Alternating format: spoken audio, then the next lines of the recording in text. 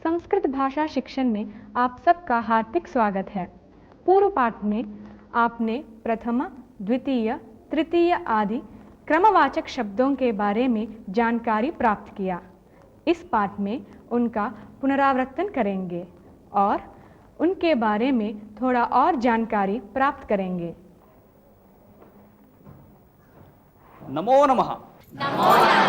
संस्कृत भाषा अभ्यासं कुर्वतां भवतां सर्वेषां हार्दं स्वागतम्। पूर्वतन पाठे वयं प्रथमं, द्वितीयं, तृतीयम् इत्यादि रूपाणाम् अभ्यासं कृतवन्तः। पुल्लिङ्गे प्रथमः, द्वितीयः, तृतीयः इत्यादि रूपाणि भवन्ति। इदानीं वयं तेषां पुनस्मारणं कुर्मः। एतदेकं पुस्तकं। पुस्तकस्य नाम किम्? गेयसंस्कृतम्। उत्तमम्। अत्र बहूनि गीतानि लिखितानि सन्ति। एतेषाम् आधारेण वयम् एकं लघु अभ्यासं कुर्मः।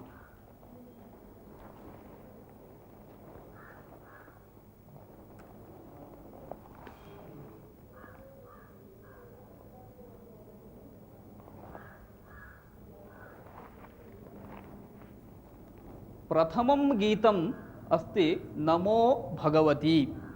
भवन्तः वाक्यानि वदन्तु। शूरा वयं।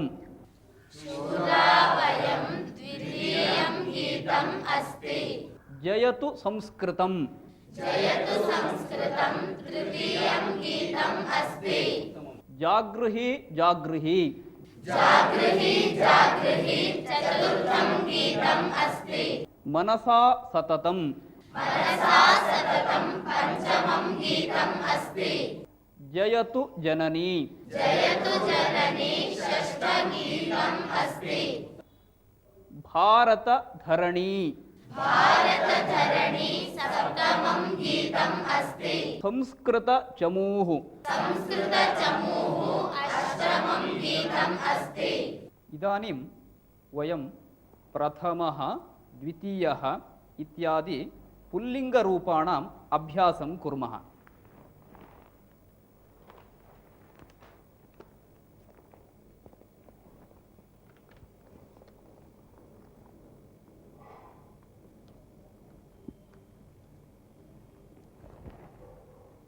अत्र एकः अभ्यासः अस्ति। उदाहरणार्थं रविवासरे प्रथमः दिनाङ्कः। रविवासरे कः दिनाङ्कः? सोमवासरे? द्वितीयः दिनाङ्कः। उत्तमं। मङ्गलवासरे? तृतीयः दिनाङ्कः। बुधवासरे? चतुर्थः दिनाङ्कः। गुरुवासरे? पञ्चमः दिनाङ्कः। शुक्रवासरे? षष्ठः दिनाङ्कः। शनिवासरे? सप्तमः दिनाङ्कः। रविवासरे? अष्टमः दिनाङ्कः। मङ्गलवासरे? दशमः दिनाङ्कः। इदानीम् एकम् अभ्यासं कुर्मः। अस्य पुस्तकस्य नाम किम्? पुस्तकस्य नाम वाक्यविस्तरः। उत्तमं। पुस्तकं बहु सुन्दरमस्ति। चतुर्वर्णयुतं पुस्तकमस्ति। अत्र पाठस्य अनुक्रमणिका अस्ति। बहवः पाठाः सन्ति, तेषाम् अनुक्रमणिका अस्ति। प्रथमपाठः, द्वितीयः पाठः इत्यादि।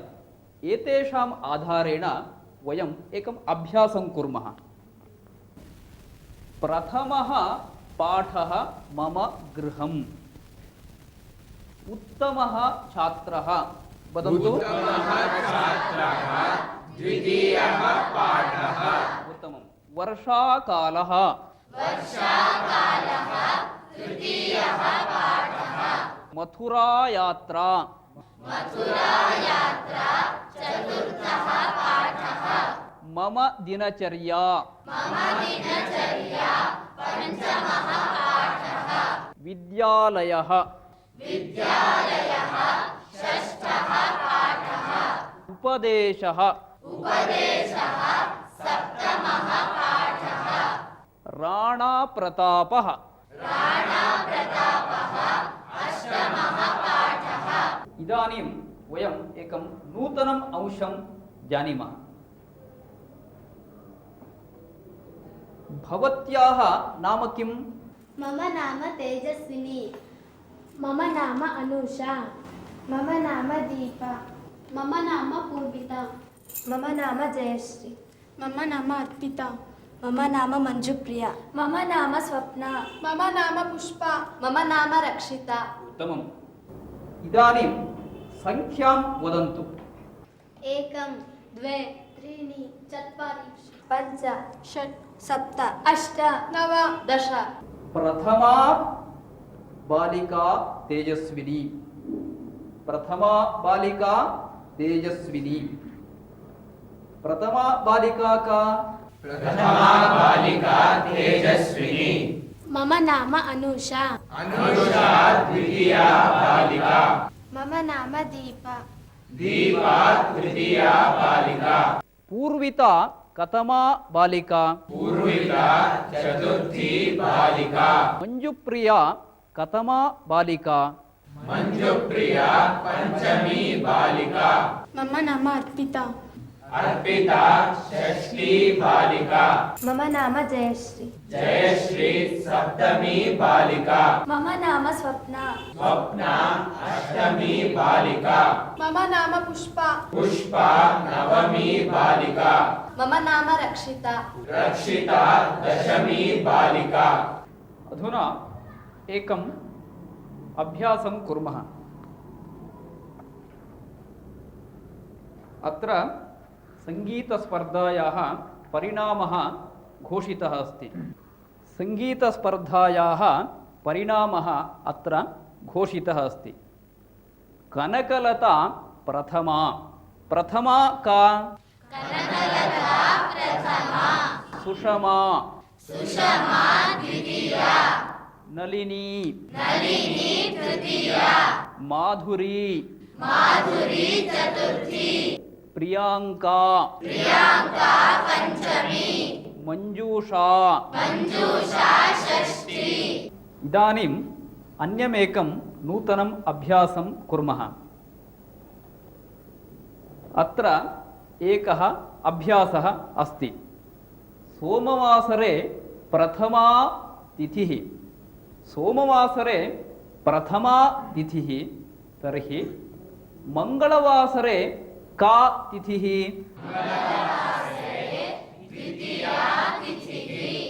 बुधवासरे तृतीया तिथिः। गुरुवासरे चतुर्थी तिथिः। शुक्रवासरे पंचमी तिथिः। शुक्रवासरे पंचमी तिथिः। बुधवासरे का तिथिः? बुधवासरे तृतीया तिथिः शनिवासरे षष्ठी तिथिः भानुवासरे सप्तमी तिथिः। सोमवासरे अष्टमी तिथिः शुक्रवासरे का तिथिः? शुक्रवासरे पंचमी तिथिः मंगलवासरे नवमी तिथिः। बुधवासरे दशमी तिथिः। गुरुवासरे एकादशी तिथिः। शुक्रवासरे द्वादशी तिथिः शुक्रवासरे द्वादशी तिथिः। मंगलवासरे का तिथिः? मंगलवासरे नवमी तिथिः उत्तमम्। शनिवासरे त्रयोदशी तिथिः। भानुवासरे चतुर्दशी तिथिः भवती वदतु सोमवासरे का तिथिः?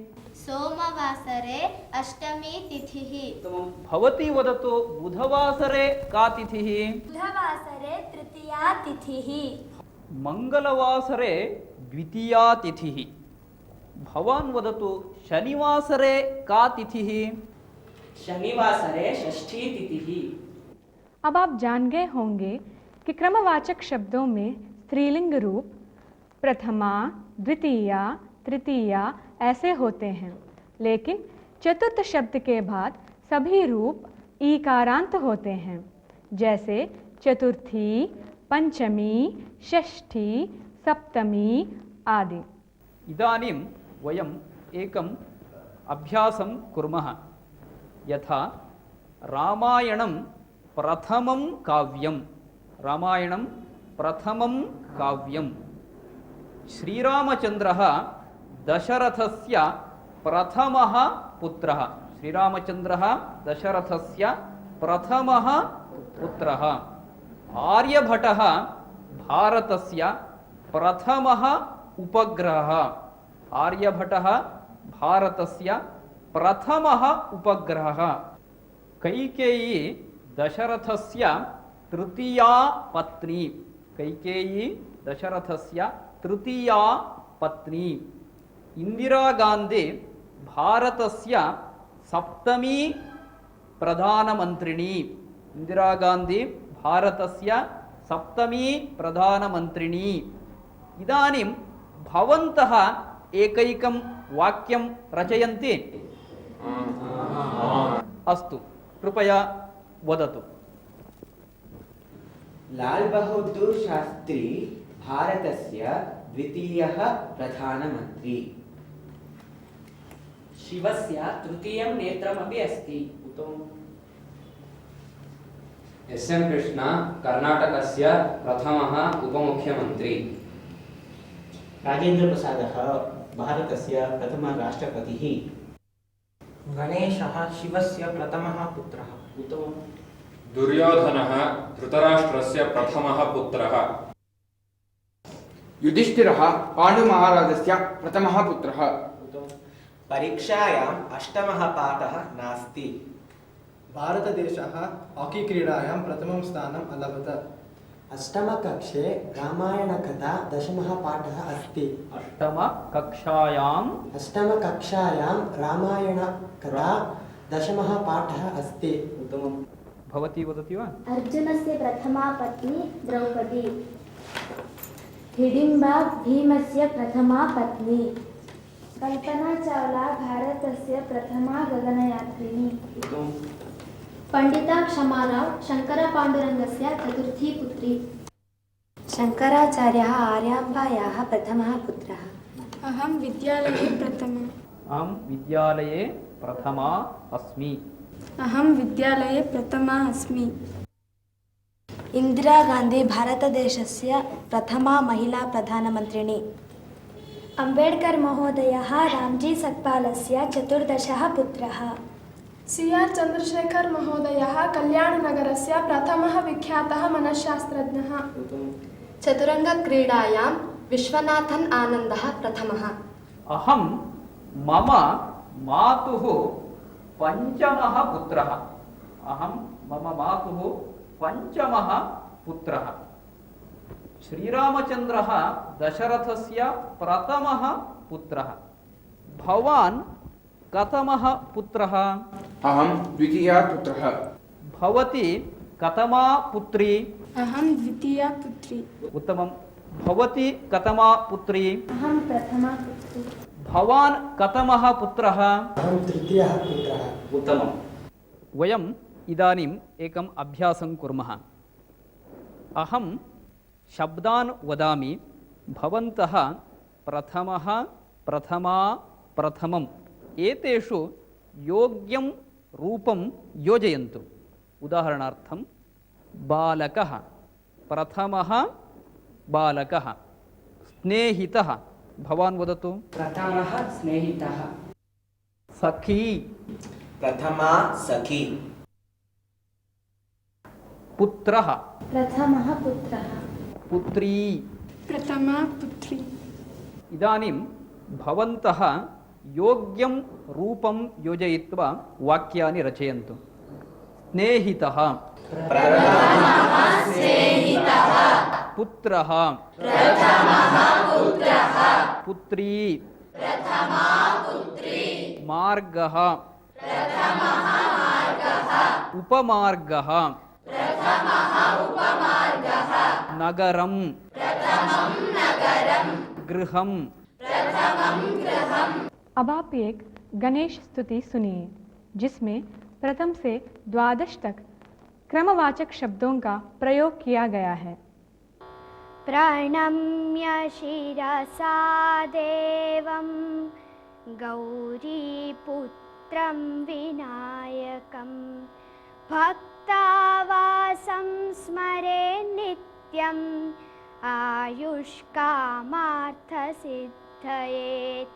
प्रथमं वक्रतुण्डं च एकदन्तं द्वितीयकं तृतीयं कृष्णपिङ्गाक्षं गजवक्त्रं चतुर्थकं लम्बोदरं पञ्चमं च षष्ठं विकटमेव च सप्तमं विघ्नराजं च धूम्रवर्णं तथाष्टमं नवमं बालचन्द्रं च दशमं तु विनायकम् एकादशं गणपतिं द्वादशं तु गजाननम्।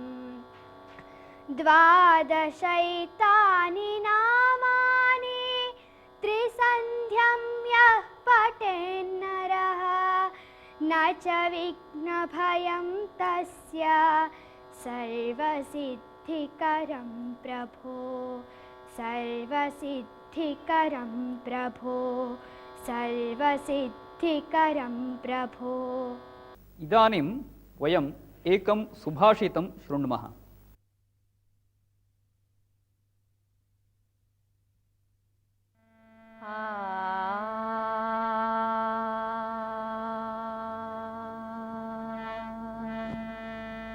पिबन्ति नद्यः स्वयमेव नाम्भः स्वयं न खादन्ति फलानि वृक्षाः नादन्ति सस्यं खलु वारिवाः परोपकाराय सतां विभूतयः।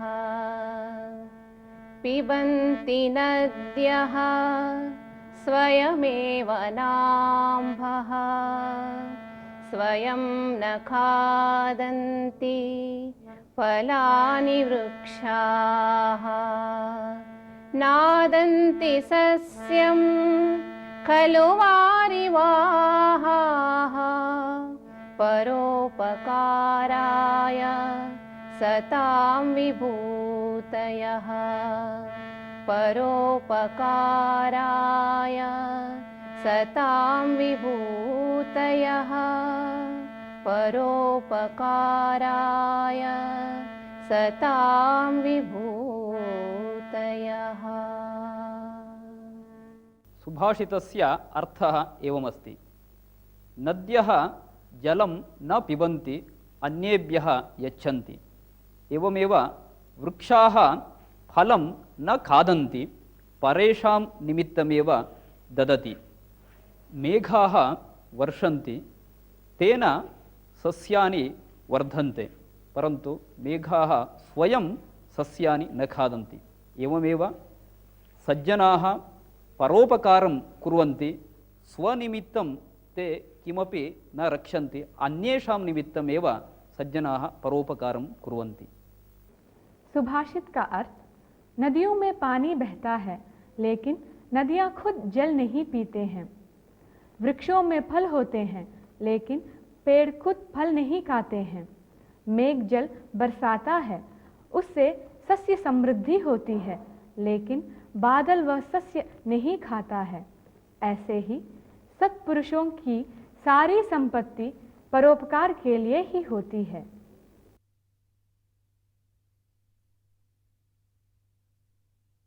इदानीम् एकां कथां शृणुमः। पुरा दुर्गादासः इति कश्चन महाराजः महाराष्ट्रराज्ये आसीत्। सः अत्यन्तशूरः राजा आसीत्। तस्य दर्शनेन मोगल् जनाः भीताः भवन्ति स्म। अतः ते एकवारं चिन्तितवन्तः तस्य मारणं करणीयम् इति। भिन्नभिन्न उपायान् चिन्तितवन्तः तस्य मारणाय, परन्तु राजा तान् सर्वान् उपायान् कथञ्चित् निराकृतवान्। एकदा राज्ञः मनसि विचारः आगतः, मया इतः तीर्थयात्रानिमित्तं रामेश्वरं गन्तव्यम् इति। एकस्मिन् दिने महाराजः तीर्थयात्रानिमित्तं प्रस्थानं करोति। बहुदूरगमनानन्तरम् एकं मराठाराज्यस्य एकं नगरं प्रविशति। तत्र एकः राजा आसीत्, तस्य गृहं गच्छति। तदा महाराजः अस्य स्वागतं करोति। अतिथिः आगतवान्, तस्य महान् सन्तोषः भवति। सः बहु श्रान्तः आसीत्, बहूनि दिनानि यावत् बहु अटितवान् आसीत्। अतः भोजनादिकं समाप्य विश्रान्तिं स्वीकृतवान्। पूर्वं पृष्टवान्, भवान् कः इत्यादि। सः उक्तवान्, अहं दुर्गादासः इति, बहुदूरतः आगतवान् अस्मि इति। सः महाराजः जानाति स्म दुर्गादासः यवनानां विरोधी शत्रुः इति। एषः महाराजा यवनानां मित्रम् आसीत्। अतः सः पत्नीम् आह्वयति, भोः आगच्छतु, अस्माकं गृहं प्रति भाग्यलक्ष्मी एव आगता अस्ति। तदा पत्नी पृच्छति, किं भवान् किं वदति? तदा सः वदति, अस्माकं गृहम् आगतः महाराजः अस्माकं शत्रुः, तस्य मारणं कर्तुम् इदानीम् उत्तमः समयः अस्ति, अस्माकम् उत्तमः अवकाशः प्राप्तः अस्ति। अतः तं वयं मारयामः। तदा पत्नी वदति, किमर्थं? सः वदति, सः अस्माकं शत्रुः अस्ति, यदि तस्य मारणं कुर्मः प्रभूतं धनं वयं प्राप्तुं शक्नुमः, तेन धनेन वयम् आनन्देन जीवनं कर्तुं शक्नुमः इति महाराजः वदति। तदा पत्नी वदति, किं भवान् धूर्तचिन्तनं करोति? सः राष्ट्रस्य नायकः अस्ति, शूरः अस्ति, राष्ट्ररक्षणकार्यं कुर्वन् अस्ति, तस्य विषये एतादृश धूर्तचिन्तनं भवतः, एतत् अनुचितम् इति पत्नी महाराजं निवेदयति। परन्तु महाराजः न शृणोति। स्वगृहम् आगतं महाराजं हन्तुम् अयं मराठानायकः स्वखड्गं स्वीकृतवान्। स्वीकृत्य तस्य समीपं गन्तुम् उद्युक्तः। तदा पत्नी तं निवारयति, भोः न मारयतु तम् इति। परन्तु सः न शृणोति। तदा पत्नी एव स्वयं तस्य हस्तात् खड्गं स्वीकृत्य स्वस्य उरसः छेदनं करोति, अधः पतति। वदति, नीच, भवान् एतादृश महन्तं मारयितुम् उद्युक्तः, भवान् एतादृश महापुरुषं मारयति खलु? तदा सः वदति, न मया अनुचितं कार्यं कृतम् इति। तदा सा वदति, अस्माकं मराठा समाजस्य अयम् अपमानकरः विषयः, तादृशं राष्ट्रपुरुषं भवान् मारयितुम् उद्युक्तः इति सा स्वपतिं निवेदयति। तत्पश्चात् सा वीरवनिता स्वप्राणान् त्यजति। मराठा नायकः दुःखेन महाराजम् उत्थापयति। उत्थितः महाराजः पश्यति, एषा वीरवनिता स्वप्राणान् त्यक्तवती अस्ति। पृच्छति किं जातं? तदा अयं मराठानायकः वदति, मम अनुचितकार्येण सा स्वप्राणान् त्यक्तवती। अहं भवन्तं मारयितुम् इष्टवान्, भवान् अस्माकं शत्रुः इति मत्वा, परन्तु मम इदानीं बुद्धिः प्राप्ता अस्ति। भवान् कृपया मां क्षम्यतु। अहमपि स्वप्राणान् राष्ट्रनायकाय ददामि इति उक्त्वा सः अपि स्वस्य प्राणान् त्यक्तवान्। कथायाः अर्थं ज्ञातवन्तः खलु? धन्यवादः। नमो नमः। इसी के साथ यह पाठ समाप्त होता है। अगले पाठ में फिर मिलेंगे। तब तक के लिए धन्यवाद।